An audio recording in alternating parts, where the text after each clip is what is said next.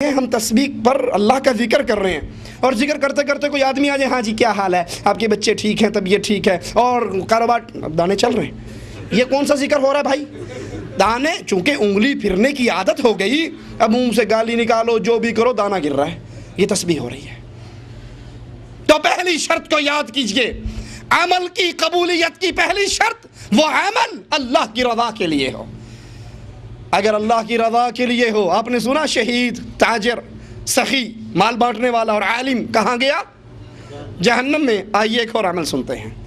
رسول اللہ صلی اللہ علیہ وسلم فرماتے ہیں، قافلہ چل رہا ہے، قافلہ قیام کرتا ہے، سارے بستر لگا کے رات کا آخری پہر لیٹ جاتے ہیں، ان میں ایک شخص ہے وہ بھی لیٹ جاتا ہے، وہ بھی لیٹ جاتا ہے اور لیٹے لیٹے دیکھتا ہے کہ سارے سو گئے، کسی کی آنکھ مجھے دیکھ تو نہیں رہی ہے، کوئی جاگ تو نہیں رہا ہے۔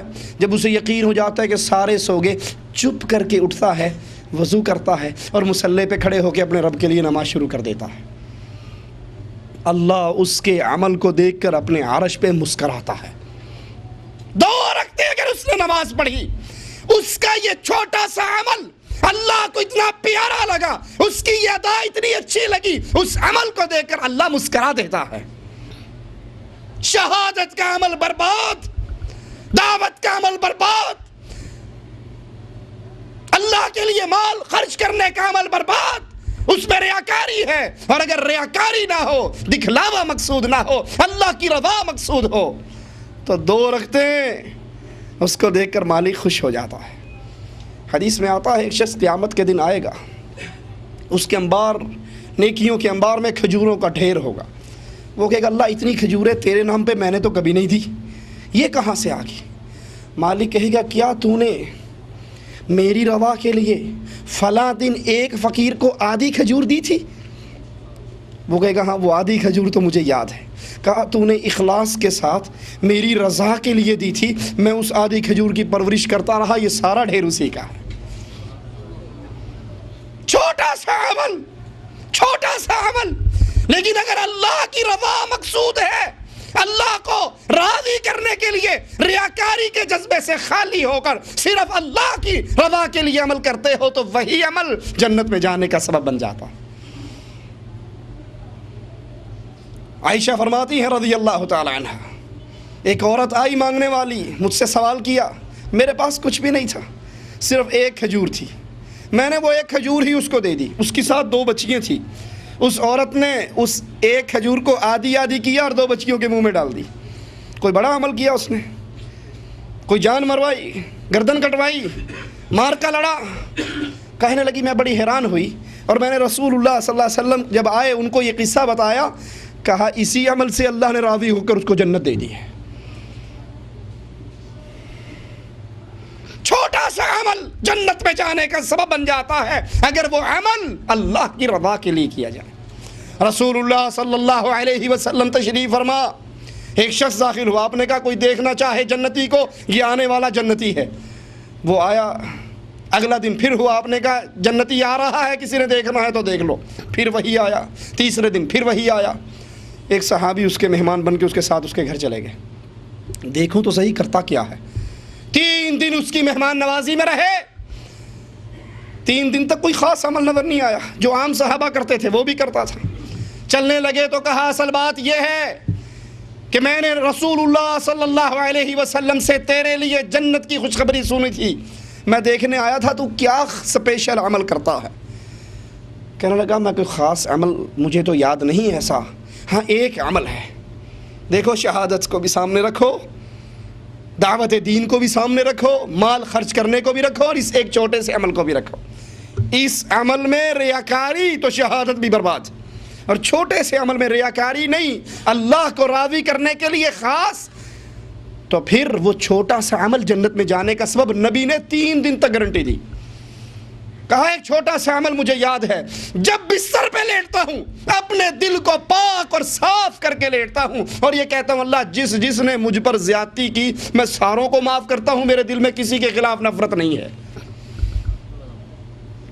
جس نے مجھ پر زیادتی کی، مجھے گالی دی، مارا پیٹا، ظلم کیا، میں ساروں کو اللہ تجھے راضی کرنے کے لیے معاف کرتا ہوں، میرا دل صاف ہے، کسی کے لیے اس میں نفرت کے جذبات نہیں ہے، یہ کہہ کر یہ سو جاتا ہے۔ رسول اس کے لیے 3 دن جنت کی خوشخبری سناتے ہیں۔ کوئی بڑا عمل ہے، لیکن عمل میں اللہ کی رضا مقصود ہے، دکھلاوا نہیں، چرچا نہیں، شور نہیں، شرابہ نہیں، ڈھول اور ڈھمکے نہیں کہ ہمارے نام کے اشتہار چھپ جائیں، بینر چھپ جائیں، اللہ راضی ہو جائے۔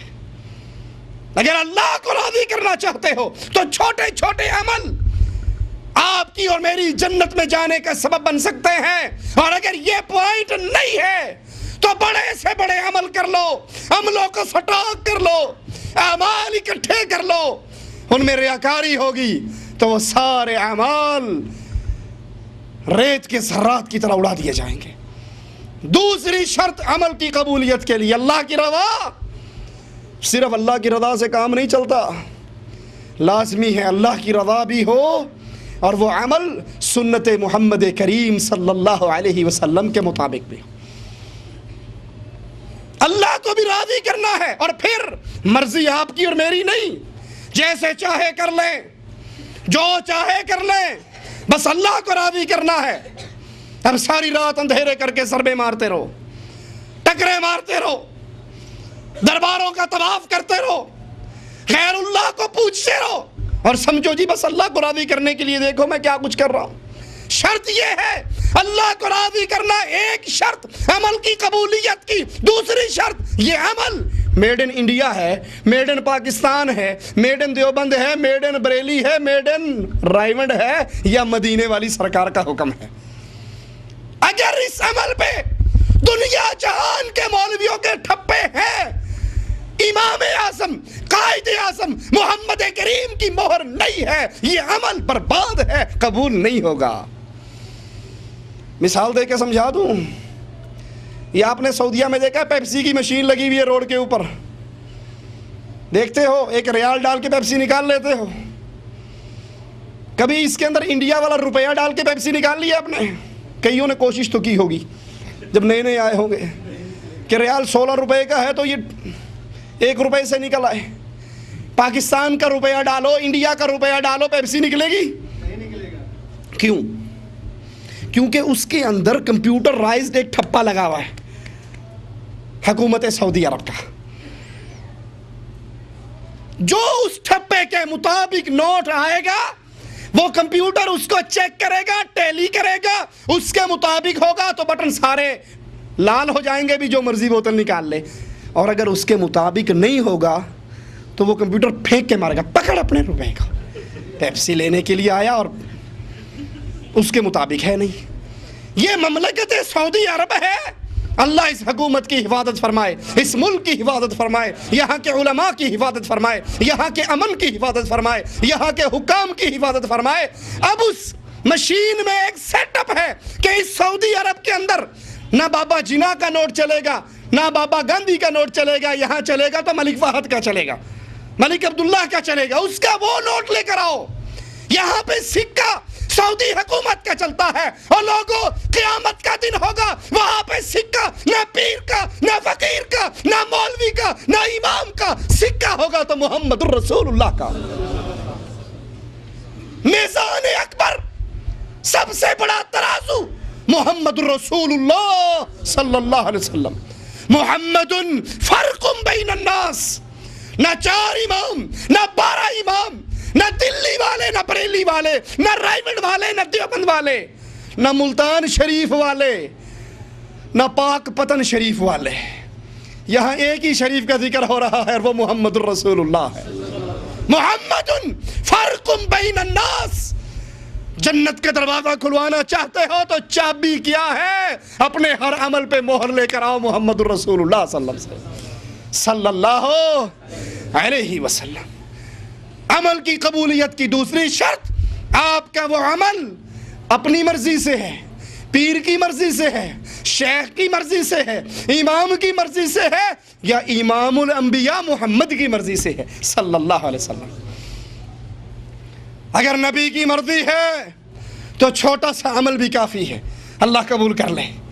اور اگر نبی کی مرضی نہیں، نبی کی مہر نہیں، نبی کا موافقہ نہیں، اعمال کا ڈھیر